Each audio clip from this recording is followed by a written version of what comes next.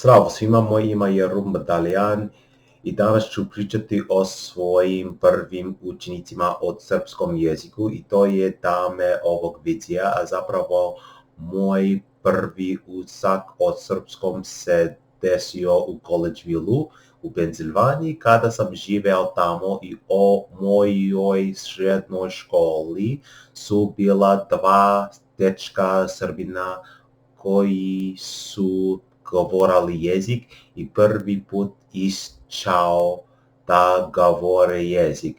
Mislio sam da je zvučalo veoma lepo kada su govorili i pitao sam ih kojim jezikom govore i rekli su mi da je srpski i da moje deci govore gomilu drugih jezika kao španski, njemački, japanski, korejski, kinski i mnogi drugi jezici jer su to bili neki ljudi u mojoj srednjoj školi koju govorili taj jezik.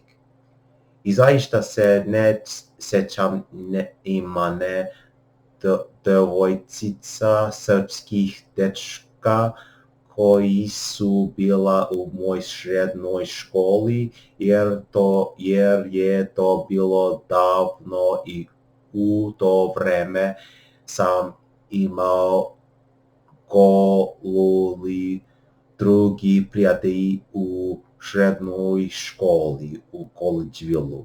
A ovo je bilo 6-7 godine, dakle među 2015 i 2016.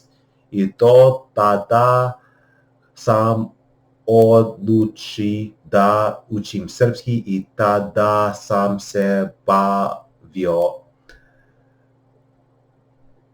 pročevinjem istorije i učao sam o Prvom i Drugom svjetskom ratu, hladnom ratu i napadima na SAD 11. septembra 2001.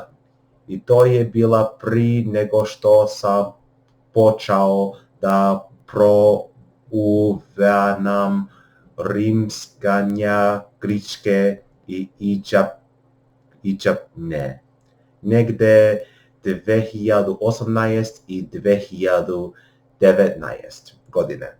Istoriju u to vreme prije nego što sam počeo da učim srpski i druge jezike i također su pričali istoriju Srbije i bivše Jugoslavije i ratove koji su se desili u Bosni i na Kosovu 2019 i ja sam to izražio i načeo više u tamo i dve srpski dečka su govorili srpski veoma dobro jer je to bilo prvi jezik i rekli su mi da su iz Srbije i da se ne osjećam iz kog grada ili sela su. I boje smo ručali isti ručak i kafeteriji srednje školi i u to vreme nisam znao ni jednu reč na srpskom i pričao sam se njim na engleskom. I nismo bili u istom odjelju u to vreme jer smo imali različite razrede i oni nisu bili u moj školskom autobusu, bili su u drugom autobusu, a prvi put sam rekao svoje porodice da učim srpski i nisu razumeli zašto sam postao zainteresovana sam da naučnim, ali to je jedan do mojih hobije i interesovanje. Baš kao mi zanima poučavanje istorija i jezike. I to je sve čega se osjećam do pri 6-7 godine.